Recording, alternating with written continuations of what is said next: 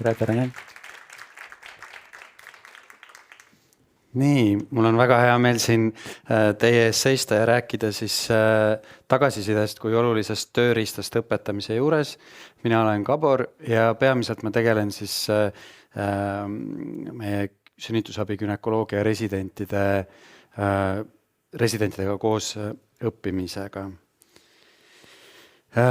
Kuidas üldse õppeefektiivsust hinnata, et seal nagu mingit head konsensust tegelikult ei ole, et muidugi see on nagu selline hädavajalik, aga nagu siin räägiti, et õpetamine on kunst ja muidugi kunsti hinnata, et kas see on hea või mitte, et seda on nagu väga raske öelda, aga tavapäraselt tuuakse välja siis seda, et oluline on siis efektiivne õpe toimub sellises heas grupis, kus suhted on head, kus õppetöö on korralikult ette valmistatud ja hästi organiseeritud, nagu ennem räägiti, struktureeritus, õpiväljundid on olemas ja siis ka loomulikult kommunikatsioon õpilaste ja õpetajate vahel, et saada aru, et mis on hästi tehtud ja kus saaks asju parandada.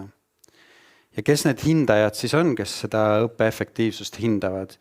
Et need võivad olla õpetamise eksperdid ehk teised õpetajad, kes jälgivad, kuidas meie oma tööd teeme, kolleegid, kellega koos meie õpilased töötavad, tööandjad, kes siis meie tehtud arste endale tööle võtavad ja siis vaatavad, kuidas nad hakkama saavad. Igasugused eksamid näiteks. Hea on see, kui me ise ka nagu ennast natukene hindame, et kas me ise oleme nagu piisavalt head. Aga lõppkokkuvõttes õpilased tegelikult võib-olla annavad kõige rohkem meile informatsiooni, et kas meie õpe on nende jaoks olnud sobilik.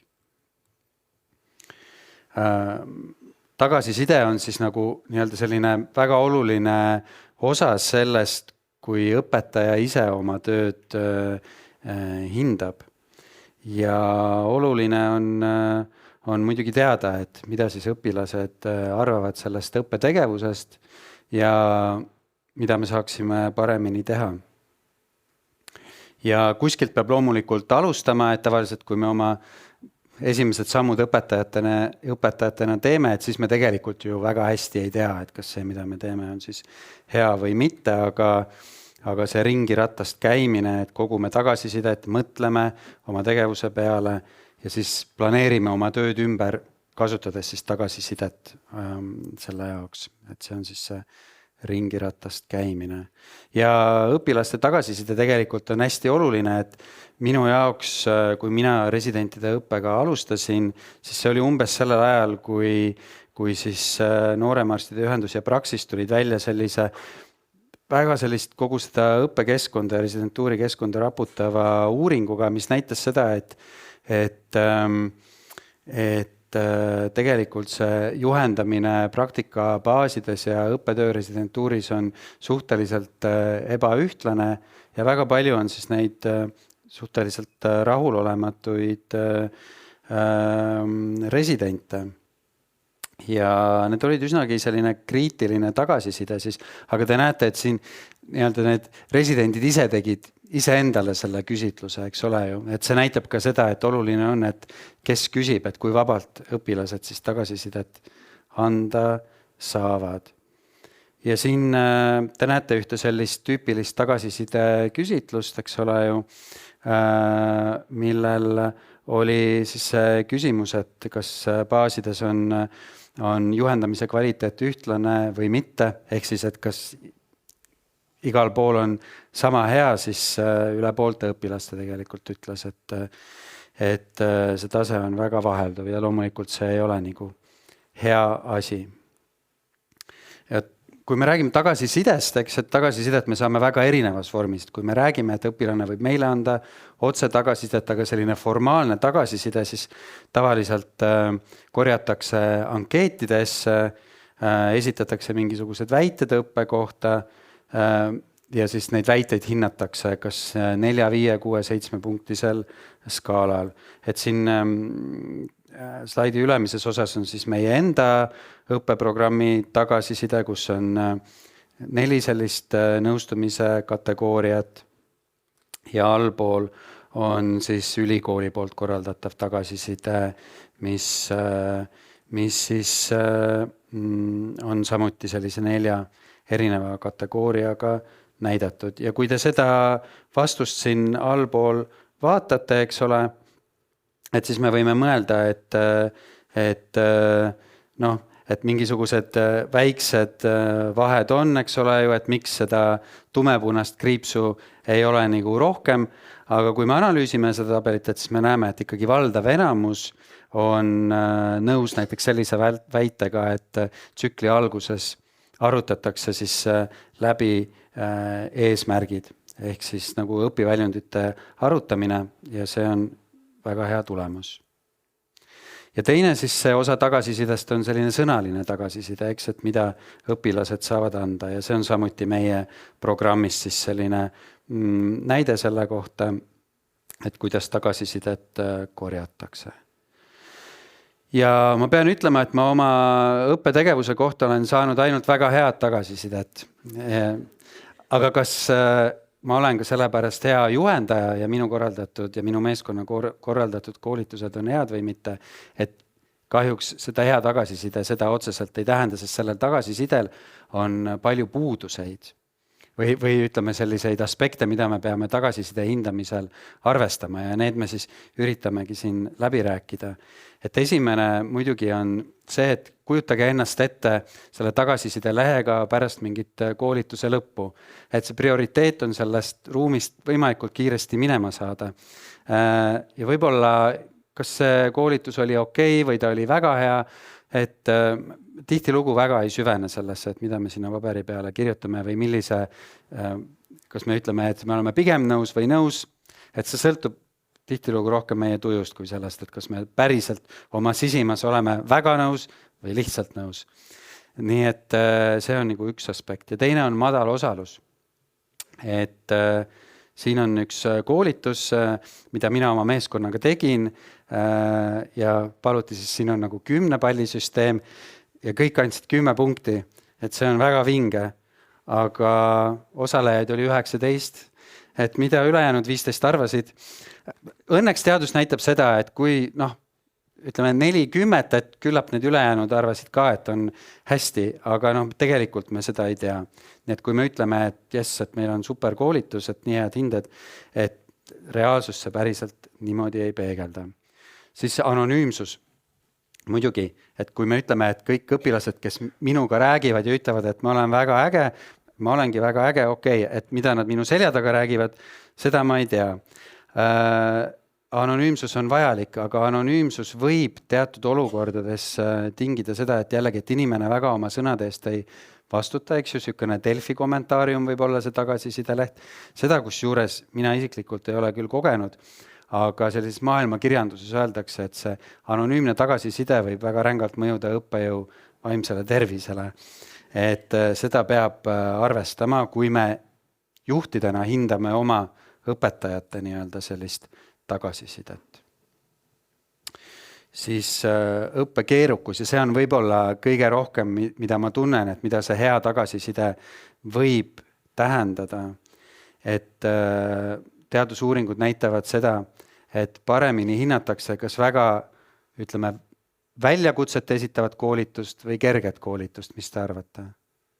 Mida lihtsam, mida mõnusam sellel õpilasel seal koolitusel olla on, päris niimoodi ei ole, et seda paremaid hindeid saab, aga keskelt läbi üks selline lihtne koolitus, mis nagu väga ei esita suuri nõudmisi õpilasele, saab paremaid hindeid. Nii et võib-olla, kui minu koolitus saab kõik 10, et siis ma peaks selle koolituse kuidagi paremaks tegema või et võib-olla see piisavalt ei nagu esita väljakutset õpilastele. Jah, et kas peaks nagu muretsema, et kui kõik õpilased kirjutavad, et et nii vinge koolitus, et siis võib-olla peaks sinna natukene midagi juurde panema, mis teeks selle koolituse õpilasele keerulisemaks. Siis motiveeritus, õppevorm ja kogu selle koolituse korraldus, et õpilased hindavad kõrgemalt neid koolitusi, mis haakuvad rohkem nende erialaga, et residentide puhul siis rohkem sellised praktilisemad koolitused. Aga teooria on ka vajalik ja võib-olla see isegi üliõpilasi puudutab rohkem, et näiteks ma saan enda kohta ka öelda, et ülikoolis õppides prekliinilisi aineid, keemiat ja füüsikat, et ma kindlasti ei oleks nendele koolitustele, nendele õppetsüklitele andnud sama kõrgeid hindeid kui siis kliinilisele praktikale haiglas, kui ma ei teaks, et minus on juba selline kallutatus, et sellega tuleb arvestada. Ja sooline eelistus, mis te arvate, kes saavad kõrgemaid hindeid, kas noored valged mehed või teistsugused inimesed? Et noored valged mehed saavad paremaid hindeid. See on hea, kui õpetajate hulgas on ainult naised näiteks, et siis nagu on nagu see väli nagu ühtlasem. Ja kuidas siis seda küsitluslehte paremaks teha? Et me räägime palju sellest, et kuidas siis see õpetamine on kunst, aga seda kunsti annab natukene rohkem sinna teaduse poole nihutada küll. Just sellest aspektist, et täpsemalt nagu vaadata, et kas see nii-öelda temperatuuri mõõtja, kas see küsitlusleht, et kas ta siis, kui hästi ta toimib, kui täpselt ta meile andmeid näitab.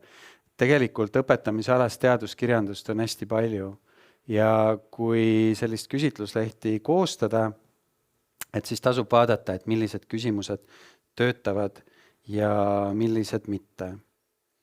Siis selline nii-öelda kahtlane sõna nagu soosõbralikkus, mille ma ise just välja... Veel enne et küsimused tuleb teha siis asjakohaseks, et siin on minu ülemuselt Joelilt lainatud slaidid, et kui te vaatate seda küsimust, et sain koostööst juhendajaga võtta mitmeid ideid, suhtumisi ja töövõtteid oma tööks, et siin on jube palju, mida lahti pakkida, eks ole ju. Et me saame kõik enam-vähem aru, et siin küsitakse, et kas juhendaja oli normaalne inimene, kas ta käitus sinuga hästi ja kas ta on sulle eeskujuks, eks ole ju. Aga lõppkokkuvõttes, et milliseid ideid, milliseid suhtumisi me siin hindame. Me ju kasutame seda küsitluslehtega erinevate juhendajate võrdlemiseks, eks ole ju. Et see küsimus võib tekitada küsimusi, väga erinevad inimesed võivad erinevat moodi vastata sellele küsimusele.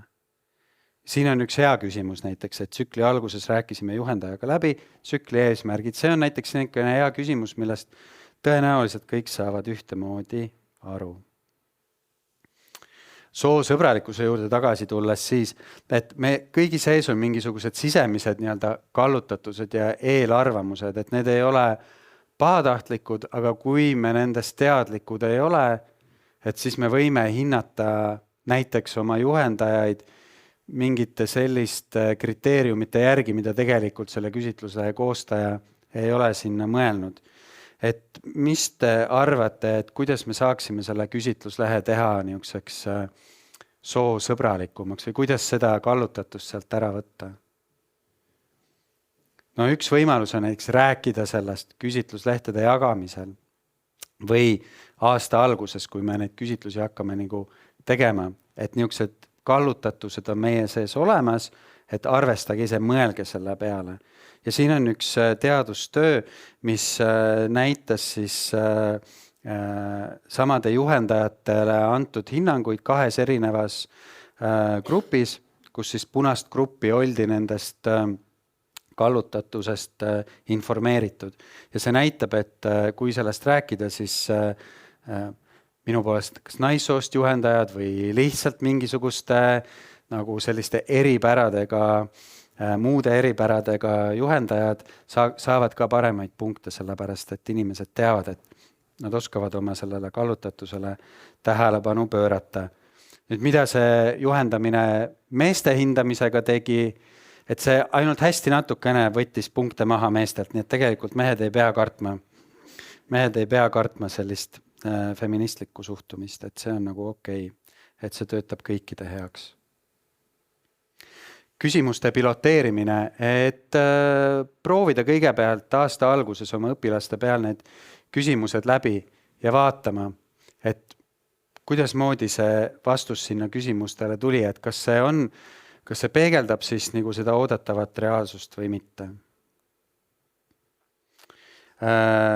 siis eesmärkide tutvustamine, see käib selle piloteerimise juurde, et me räägime oma õpilastele, et miks me tagasisidet korjame, et kui oluline see meie jaoks tegelikult on. Et sellest ei piisa tegelikult, kui 20-sest grupist 4 inimest annavad ainult tagasisidet, et need õpilased, nad peavad tundma, et see tagasiside korjamine tegelikult teeb õppetöö nende jaoks paremaks, et kui nad seda tunnevad, et loodetavasti siis vastavad ka rohkem.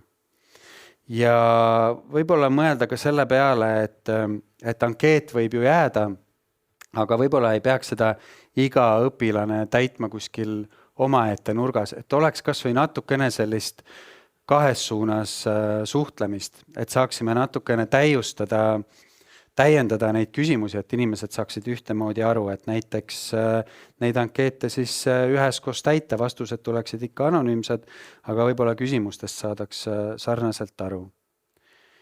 Ja juhul, kui me hindame ka juhendajaid, et siis selle küsitluslehe juures, mida kunagi hiljem, kas aasta lõpus või tsükli lõpus küsitakse, oleks ka selle juhendaja foto juurde. Sest et on näidatud, et kui selliseid online küsimustikke täidetakse, et kui panna sinna täiesti võõra inimese pilt, kes üldse juhendamisel ei osalenud, et siis tema saab peaaegu sama häid punkte kui need juhendajad, kes tegelikult osalesid. Ehk et inimestel ei püsi meeles täpselt, et kes need juhendajad olid. Ja siin on meie enda sellise aasta lõpu arutelu protokoll, kus me mõtlesime, et kas sellise isikliku tagasiside konkreetse juhendaja kohta võiks ka järgmine aasta lisada, et me seda ikkagi veel ei julgenud nagu sinna panna. Aga see on nagu naljaga pooleks, et miks me seda ei pannud, oli see, et meil on nii väike grupp, et me mõtleme, et äkki ikkagi see inimene siis peab pingutama ja mõtlema, et kuidas midagi head öelda oma kolleegi kohta, et see võib-olla ei oleks sellises väikses grupis piisavalt objektiivne. Ja muidugi tulemuste interpreteerimine, et sellest tagasiside korjamisest ju iseenesest ei piisa, et me peame mõtlema ka, et mida see tagasiside siis tähendab meie jaoks ja oluline on siis ka selle korjatud tagasisidest tehtud järelduste edastamine õpilastele, et siis see tagasiside ring saaks täis. Mina olen andnud küll väga emotsionaalset ja enda arvates väga olulist tagasisidet ja siis öelnud, et ai Raip, et see oli viimane kord, kui ma seda kirjutan, sest et see läks niisugusesse mutimulla auku, et ma ei saanud üldse teada, et kas minu sõnadel oli siis kaalu või mitte. Võib-olla oli, võib-olla ei olnud, aga kui ma tean, või ma ei tea, mis mõju minu kirja pandud sõnadel on, et siis ma nagu selle kallal liiga palju vaeva ei näe. Ja milline siis võiks olla õppeefektiivsuse hindamise mudel, et hea selline küsitlusleht on oluline, aga ka siis fookusgrupilaadne arutelu õpilastega, et see korjatav informatsioon oleks võimalikult kvaliteetne. Kasutada eksperthinnangut, kaasata meie õppetöösse vaatlejaid, need võivad olla meie enda kolleegid teisest osakonnast või kolleegid välismaalt, kes siis nagu annaksid meile tagasisidet meie õppetöö kohta. Ja siis loomulikult selline kriitiline pilk iseendale ka siis kogu selle korjatud informatsiooni peale, et mida mina saan paremini teha. Ja see kõik kokku võiks siis rõõmustada kõiki, et tegelikult see, kes meie tööd võib-olla kõige rohkem hindab, on tegelikult ju meie patsient, et selle jaoks me seda teeme. Ja minu aeg saigi läbi, et ma tänan teid kuulamast. Suur tänu, aitäh!